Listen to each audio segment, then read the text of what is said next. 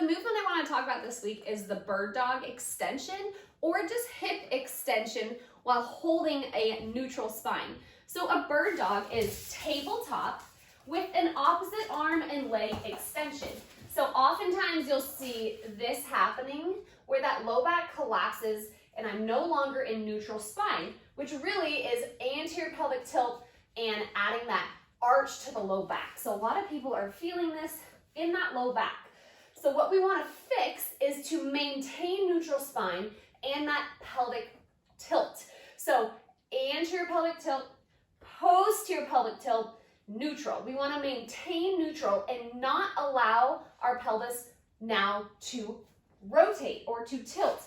So as I extend that leg back, this is a hip extension through the glute, not allowing my pelvis to sink. So as I'm going through these positions, I'm trying to keep my spine neutral, my core engaged, those ribs towards the pelvis and pelvis towards the ribs, and those hips nice and square.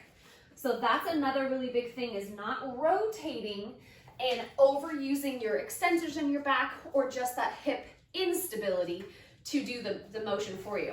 The other thing you can start focusing on is doing hip extensions prone, which is face down on your belly. So in that prone position, if you bend your knee, we're gonna do hip extension.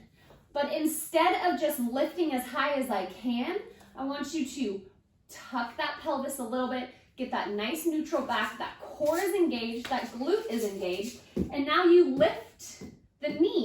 So I'm opening that hip, which is extension, without tilting my pelvis or letting my hip come up. So give it a shot. See if you can get through hip extension without tilting the pelvis, and you'll be a lot more stable and add more activation to your glutes and your hamstrings and less activation to your low back.